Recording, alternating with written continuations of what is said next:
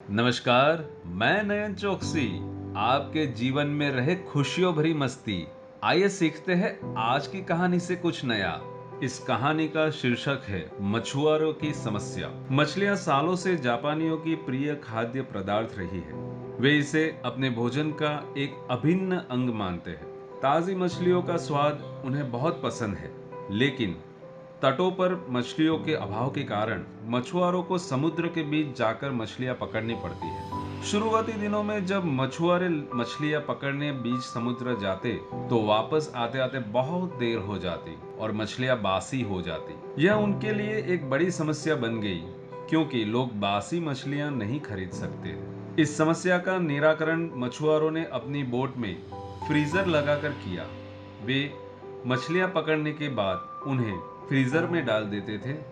इससे मछलियां लंबे समय तक ताजी बनी रहती थी। लेकिन लोगों ने फ्रीजर में रखी मछलियों का स्वाद पहचान लिया। वे ताजी मछलियों की तरह स्वादिष्ट नहीं लगती थी। लोग उन्हें खास पसंद नहीं करते थे और खरीदना नहीं चाहते थे। मछुआरों के मध्य इस समस्या का हल निकालने के लिए फिर से सोच विचार की प्रक्रिया प्रारंभ हुई।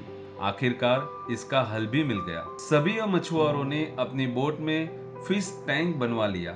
मछलियां पकड़ने के बाद वे उन्हें पानी से भरे फिश टैंक में डाल देते थे। इस तरह वे ताजी मछलियों बाजार में ले जाके बेचने लगे। लेकिन इसमें भी एक समस्या खड़ी हुई।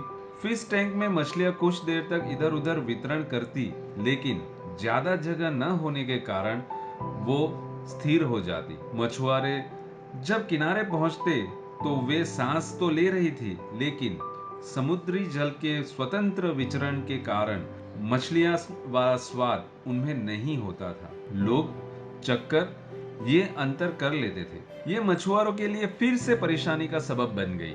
इतनी कोशिश करने के बाद भी समस्या का कोई स्थायी हल नहीं निकल पा रहा था। फिर से उनकी बैठक हुई और सोच विचार प्रारंभ हुआ। सोच विचार कर जो हल निकला था उसके अनुसार मछुआरों ने मछलियां पकड़कर फिश टैंक में डालना जारी रखा, लेकिन उसके साथ में एक छोटी शार्क मछली भी उन्होंने फिश टैंक में डाली।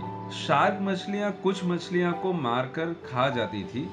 इस तरह कुछ हानि मछुआरों को जरूर होती थी, लेकिन जो मछलियां किनारे तक पहुंचती थी उनमें स्फूर्ति और ताजगी बनी रहती थी। ऐसा शार्क मछली के कारण होता था, क्योंकि शार्क मछली के डर से मछलियां पूरे समय अपनी जान बचाने के लिए सावधान और चौकन्नी रहती थी। इस तरह टैंक में रहने से बावजूद वो ताजी रहती थी। क्या सीखने को मिलता है इस कहानी से?